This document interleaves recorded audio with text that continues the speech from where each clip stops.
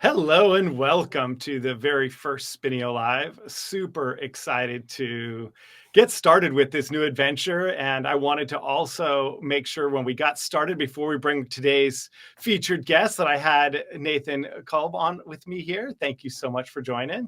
Absolutely. Always a great time. I'm always here. I'm just in the background most of the time, right? I know you're just being so core. So one of the things that, what got me really inspired is I've done a lot of work over the past 6 to 8 months with Expert Dojo. I've been working with a ton of their startups, and they come in mostly investing, starting with companies at the seed stage. And there's Yep. just a huge emphasis on getting these companies to Series A, right? Like, how do you do it? They've made hundreds of investments. And I get, really fortunate to talk to a ton of great startups that are, in that journey. I'd say a couple dozen that have made it there, or in that there are on there. There's Absolutely. more than Yeah. a couple dozen that are on the path, but it's a process for a lot of these guys, right? Sure.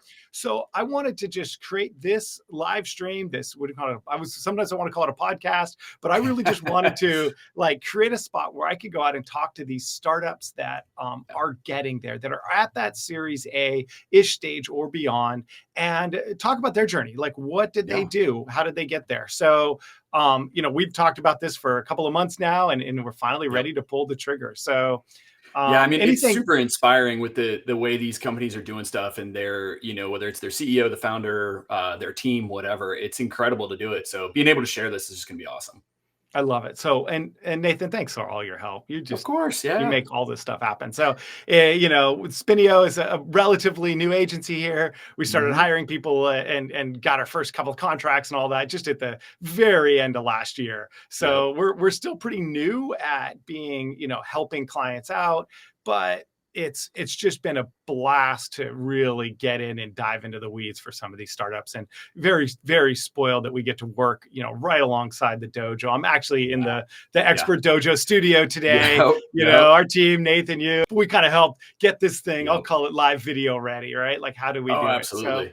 Yeah, and getting to so produce this type of stuff for our clients, and both of us have experience doing this in the past. Yeah, our agency's young, but you and I have been around the block once or twice. So getting this stuff done and just making it happen is so much fun, and getting to work with these incredible clients across the spectrum of business is so much fun.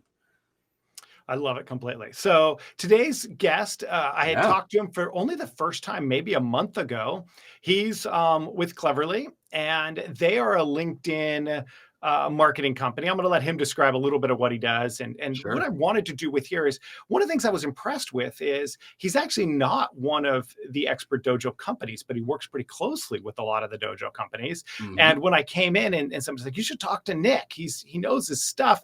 And, companies that I'm actively working with, including the dojo and Matchbook and some others, have all either used him or using him, and they all said, like, they're doing the right stuff. So that caused me to want to go learn from Yep. him, figure out what he's doing. Had just a great conversation. I think we were supposed to talk for 20 minutes or something. Turned into one of those hour plus, like, holy shit, there's some wins Sure. here. So that had me, when we started saying, okay, who should be on here? I was like, let's get Nick on. So with Awesome. that said, I Yeah, think let's we're bring him ready in, to and bring I'll Nick say in. He's sitting goodbye, in the waiting and room. you guys do it. Thanks for I letting love me it. start this out with you. So here comes Thank you, Nick. Nathan, for all you do. Welcome, Nick. Hey, Thanks so much for joining us here. As I was just saying, you're the first guest. You know it. I'm really excited to just dive in. As I say, less about honestly. I'm not. I don't want to make. I told you beforehand. This isn't really a product pitch or any of these things. What I loved about your story was your startup journey, right? And how you've gone to go from beginning to you mentioned it's good to talk at least a few numbers here. How you're doing 5 million a year in revenue, which I know for a lot of these seed stage companies, they drool at that, right? Like, how the hell did you get there? So part of what I want to focus on today is, talking about your startup journey. Of course, though it matters, like, what do you guys do at your core? And maybe we start there, just a little bit of what you do, and then we're going to dive into this startup journey and see where the conversation takes us. yeah, so I run a B2B lead gen agency. We're the most reviewed one in the world. And so, particularly, we have a ton of experience on LinkedIn, like getting actual sales leads on LinkedIn and then cold email as well.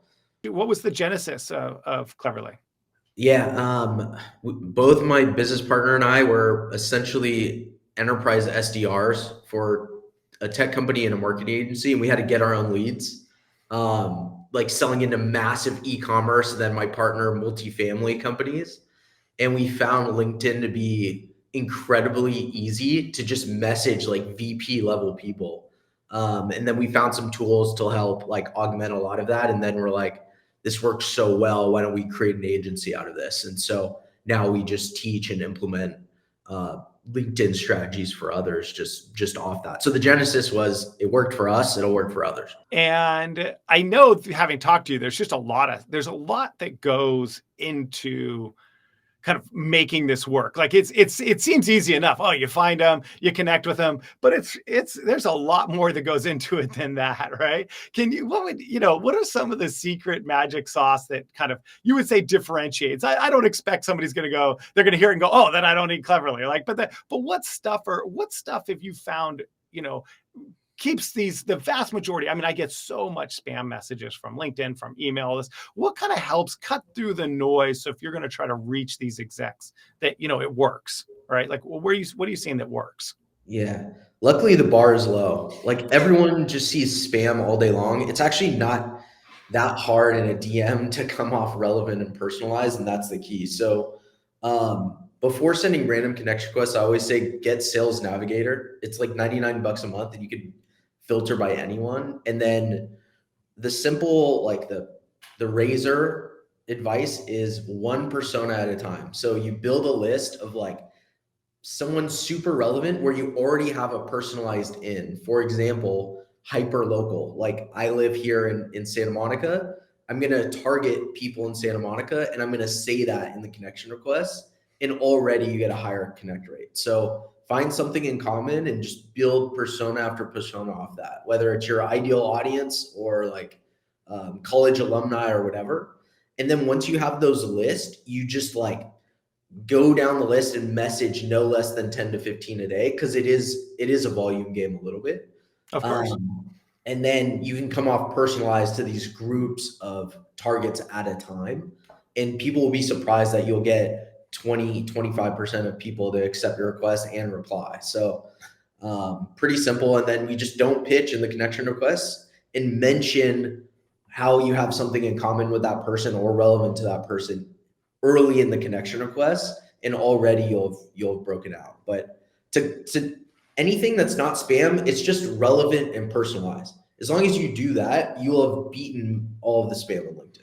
It's interesting because I do get a lot of those that are like, hey, we went to Berkeley, they know I did, or something like that. I totally make sense that those are the ones you almost feel a little bit guilty. You don't just go, oh, this is just like a junk. Like, I kind of know the game they're playing, but you still go, okay, I'm going to take a second look, right? Like Exactly. Even when you know the game they're playing. And I imagine a lot of people are just like, holy shit, like, I'm glad we connected. So it totally makes sense. Well, let's dive into your journey. When did you guys start, and where are you kind of in your mind in terms of your I would still call you guys a startup and your startup growth? Yeah, so we're 6 years old this year. So we've been around quite a bit. I think for us, we quickly got to 5 million in revenue. Like well, I shouldn't say quickly, but the first 2 years we were floundering. Then we figured out how to scale. And then we quickly got up, and then we kind of plateaued. And so now where we're at in the journey is how can we scale globally? So to Europe, mainly in Asia and Australia. And then how can we scale one or two more core services? So that's the game we're at now, that we've like maximized all we can in the LinkedIn market. And now it's like, how do we scale cold email, which we've seen a lot of traction on as a service. And then, we're doing around 50K MRR globally, primarily in like the UK, Netherlands, et cetera. And so how can we scale that? So I've already hired globally, et cetera, but that's what I'm focused on now. That's the stage the business is in, to get from where we're at now, which is 5 mil, to 6 or 7 or 8 mil.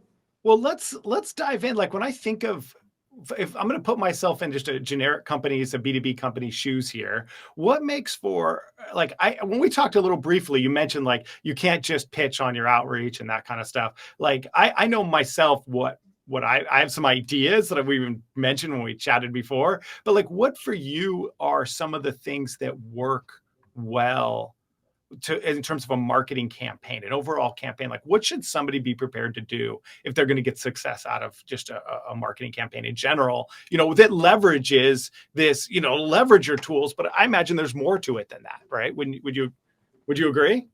100%. So let's say you're in seed stage or a smaller stage. You well, first, if you're at zero, you need to scratch and claw for your first 5 to 10 clients. Like you just need to be reaching out to every contact you have manually because it's free. Like outreach is free to do cold email or cold LinkedIn. So scratch and claw to your first whatever.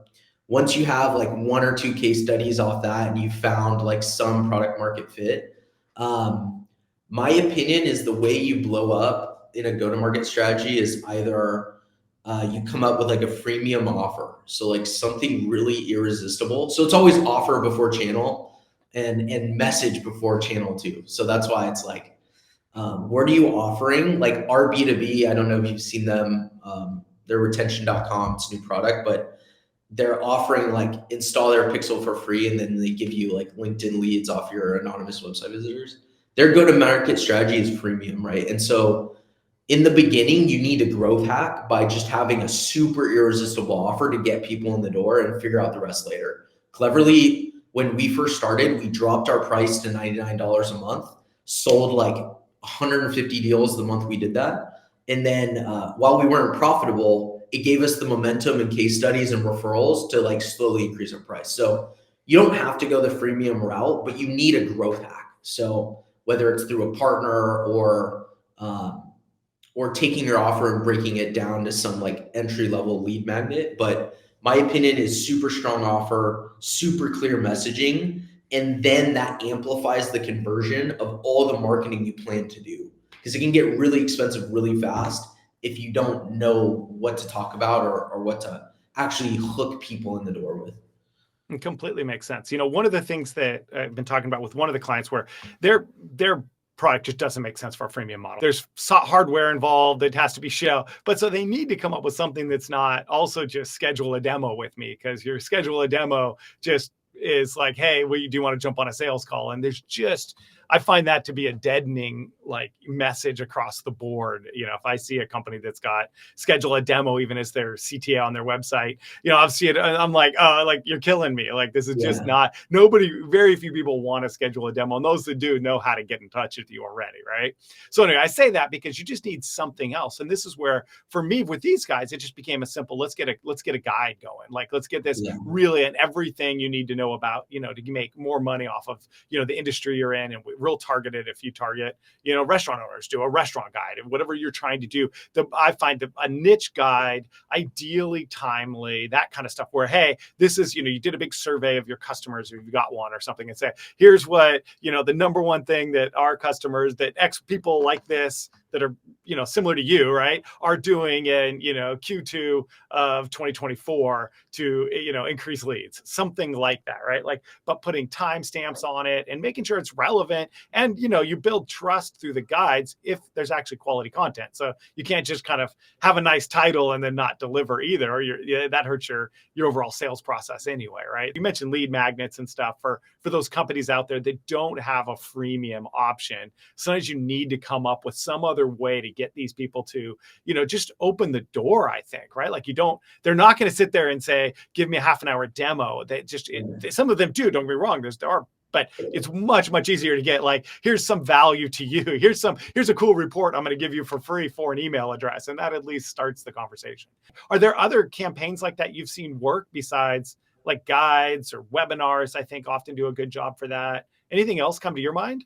Oh yeah, like hardcore free education, like you put it. So sometimes in the messaging, it'll be like, hey, we discovered this breakthrough way to X or B. Would love to share that a couple ideas with you over a call, or like walking through how we did that. And so I call it giving away the farm. It's basically like what we're doing here. Like there's no strategy I'm not willing to tell, and that's actually can be a good hook in cold messaging in a website. As long as, like you said, title has to be grandiose, big, specific, and then they have to deliver. Another thing that works well too, that for our clients, at least for outbound, is punching their weight. So I call it punching their weight instead of above. So don't go after CTOs of Fortune 500s if you're just starting. Go after people the same size as your first couple clients. And also, it doesn't always have to be the CEO. You can go to the end user of the product, like operations director, if you're selling like an ops software, and ask for feedback. So in the beginning, you can leverage that you're a startup and just be like, hey, we built this thing specifically for construction operators that does A and B. I'm not looking to sell anything, just hoping to get your feedback. And then like, that's how like a lot of people are willing to like help and like take calls. And a lot of those specific personas get hit up much less than the CEO. So you'll be surprised at like how well that's worked for some of our clients. That's super interesting. One of the other areas I wanted that I think of in terms of marketing, you kind of brought it up when you're talking about like, hey, if you're going after Fortune 500, here's what, you don't, it's hard to do that as a startup. Honestly, one of the startups I work with, one of the reasons I was fascinated by them is they've got 32 clients as a startup and they're all Fortune 500 companies. And I'm just like, I'm blown away that like their very first client was like, it's an anomaly, and made me go, I got to learn more about what these guys are doing, right? Because it is so unusual. I'm 100% with you. That is in no way the normal, the normal approach. Your idea of, you said, starting with similar companies that still speak your language are going to be talking, the same stuff. With that said, as companies are moving up market, which I've found a lot of these companies that are near that, let us say they'll start at seed, maybe they're doing 10, 20,000, a month in revenue, and they're trying to get themselves up to that $500,000, $1 million a year in revenue, that kind of stage, right? They are often needing to, pivot a little to new clients. I even heard you mention that, like, you're like, we got to go international or we got to do something. What is the change in strategies companies should have, I should say, as they're trying to hit these bigger clients? Okay. So, I like Charlie Munger has this thing I've been telling the team, which is like, you've got to deserve it. So at our company, the way we went up market was, okay, if we want a company with 50 employees, like we sell to micro SMBs, but bigger, our case studies, our social proof, our website has to deserve that. So we need to show them case studies of other companies with 50 employees, with like 10 sales reps using Cleverly. And so if we can make our social proof and our brand and like the logos on our site match them, then we deserve that lead, rather than just like chasing up market and they're like, who is this small guy messaging me? And so that's my opinion with going up market. But honestly, like a company only at 500K revenue, my opinion is you should sell to who's coming to you and you should scale what's working more. So like for us, like instead of turning away the 2-person companies, we just leaned into it. And like we got to 5 million in revenue on those guys. Was it high churn? Yes. But like, if that's who's willing to close, then let's like adjust the product to help them as much as we can. And then later now go up market. And so that's what we did. I know HubSpot went from micro SMB to SMB and their churn got cut in half.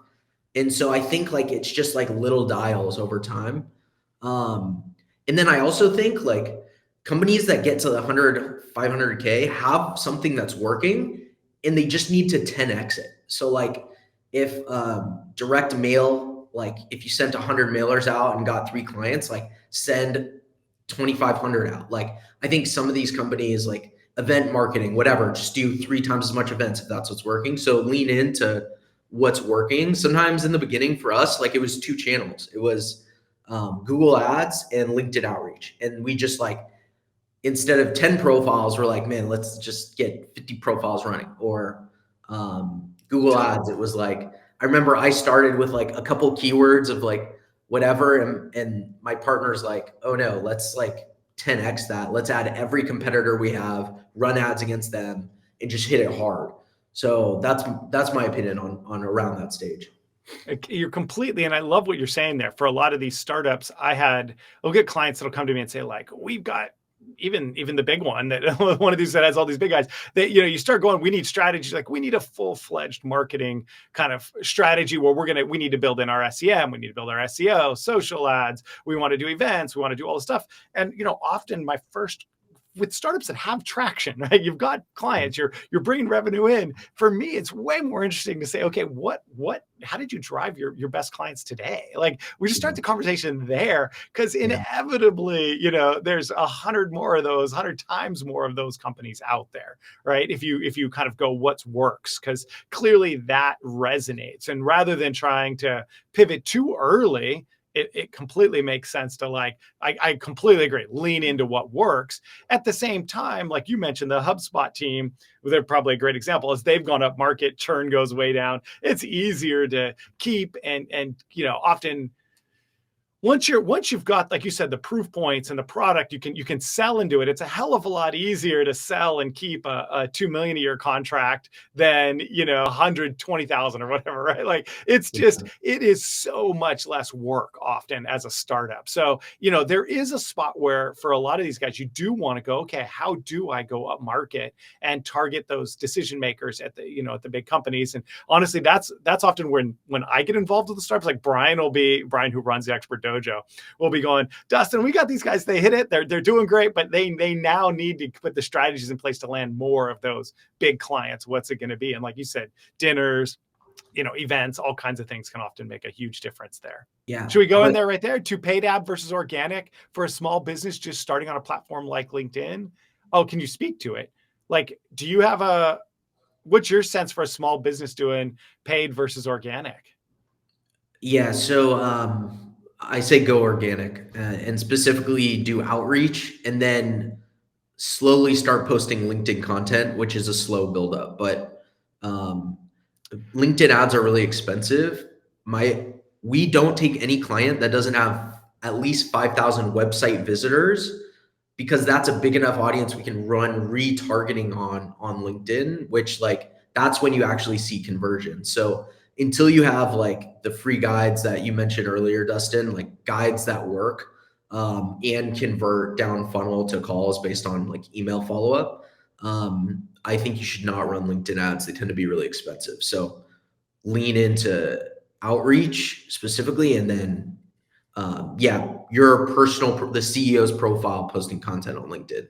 Oh, that's interesting. Because I'm such a, like, old school, like, I started blogging and content. When I hear organic, I think of, like, we're trying to get SEO and organic search. You kind of went naturally to still outreach, I think. And tell me if I'm wrong, but that's how I heard you say, like, you still should, it's in there. If I had to bucket marketing, I have 3 buckets I normally put marketing into that I don't hear a lot of others. Maybe I'm making this up, but it feels intuitive to me. You do have this world of paid, you have this world of, like, organic website stuff, and then you have this whole world of referral links and thought leadership links, and kind of that more, you know, how do you go out there and build thought leadership, let's say, to get referrals? Because that's often one of the things that I've learned is, even when you're doing this LinkedIn, going out and trying to pitch somebody to say, hey, you know, buy my product through your posts or whatever, it doesn't get you very far. But the idea of, like, do you know somebody who might be interested in this? That's often a more interesting, people are often willing to help and connect you with somebody more than, like, hey, I'm ready to take a sales call, right? So for me, I would have almost bucketed into this, that your strategy, which I think could be way more effective than organic in a digital sense, right? Then I would have bucketed into some kind of thought leadership or thing. There's almost like a third option that I don't know that it's as well kind of articulated out in the market among, you know, marketing agencies. Like, how do you go out and do that kind of engagement marketing? It's a different beast. I totally agree with you. Like that, you need a strategy. You can't just sit back and wait for referrals. So we always tell clients to run partnership campaigns. Write a list of people who is value both ways. Like, you can offer them value, they can offer you. And even it might just be a podcast like this, it might be a referral partnership, whatever, and go talk to as many of them as absolutely possible. We got a few more minutes, but I am really curious if we can come back to tools. What does your sales and MarTech stack look like? In the beginning, it was cheap, like Wix. So I'm gonna just name them off. So we use Webflow for our website. We use Beehive for our newsletter. We use Active Campaign for a lot of email, like triggered email follow-ups and stuff like that. We use Calendly, like power users on just booked calls and sending like reminders pre and post meeting. We use Mixmax, which is a Gmail tool we use to send 4-touch email drips after sales calls, so that we don't have to manually follow up. We use Monday.com as our CRM, which is very uncommon, but for us it works because our sales cycle is more transactional and quick. And then that's like most of the sales and marketing stack. I'm probably forgetting a couple tools, but and then we use like obviously LinkedIn automation and then Smart Lead for email outreach, Sales Navigator power users, data in terms of finding like email data. We stack multiple tools. So we've used Apollo, ZoomInfo, like a couple other tools like that. But in the beginning, like we didn't use the expensive stuff. It was all cheap stuff. It's interesting to kind of figure out you've clearly found something that's working, right? And you gotta, it makes me think you've cobbled together some of these over the time. Is there anything, I mean, I don't want to badmouth tools per se, but is there any strategies or things you went, oh, that was just a real loss. Like, I wish we had never touched that thing. Do you mind saying, like, is there something out there where you're like, oh my gosh, I wish that was a road I wish we hadn't gone down? We failed a HubSpot implementation really badly like 3 years ago. It was they lock you into a contract, and I think we spent 12 grand and never used HubSpot, you know? And so, and then we also had like a couple of data consultants come in and try to like clean up our data, and that didn't work. And so, and I don't blame them or the tools, I blame ourselves for poor implementation, but like a botched implementation just sucks. Like it's a huge waste of time and resources. So, I think for us, yeah, we just try to overcomplicate it when like really just what we needed was simple. Like completely makes sense. Yeah. Is anything out there that is me going, that could be, I should either research it more, or you're looking at it, stuff that you think might be kind of, you know? There's two things. So number one, this anonymous website retargeting is something I haven't tested yet, but there's a couple companies doing it, like 6 Sense, our B2B, Customers AI. I want to start doing that because we have 10,000 website visitors a month and a lot of them don't book. And so one of the tools, there's these guys, and now I'm saying it, I love HubSpot, by the way, so that's funny. I can totally go talk about, once you're implementing it right, it's awesome, but I totally get, like, the number of people that have botched HubSpot implementations is greater than those I think that are happy with it, right? So I totally get it. But there's this company that I really like that is doing retargeting of anonymous users through banner ads, all through HubSpot. One, you can do either users on your site, but they can also take any like contact or company lists and target those people by like title. Like, I want people at this company by title, banner ads around the web. And I find those banner ads are so cheap compared to certain things. So I'm just enamored with this tool lately, because it can also it reads your HubSpot list, right? So you just have somebody in your HubSpot list, and as your list change, if it's an active list, you're like, oh, these guys are now in our pipeline. Then you stop showing them one ad and maybe show them a different ad, or you do all of that stuff can be configured and essentially automated from how people get in and go through your various retargeting, which I find fascinating and super cool. It's a HubSpot add-on, or what's the tool? It's called BrandGen.io. They're still a startup. You know, they're pretty young. I would call it like a HubSpot integration, but it doesn't have to be. You go to their site to upload banner ads, to do everything. They can just pull information from your HubSpot account really efficiently, if that makes sense. You know what I mean? Like if there's database there, because they're still startup. Yeah, I'm still in startup mode. I'm pretty sure it's only HubSpot, or like you upload your own companies. Like they have an upload process or a HubSpot, but I doubt they have an integration at this point with like Monday or something else. But you know what I mean? But the idea would be to integrate with the tool. And I'm sure over time what they're doing, it's nothing unique to HubSpot. Like they could build this for Salesforce or any of these other tools. It just happens to be where they're at. Anyway, I really like them. I've been a little enamored with them lately because of it's just kind of it's a fun and relatively inexpensive way to go out there and start generating leads using retargeting, like you're saying. Definitely. I just really want to, thank you for coming on and being the first guest of Spinnio Live. I'm looking forward to just staying connected. Awesome. Thanks, Dustin. All right. Thanks so much. Yep.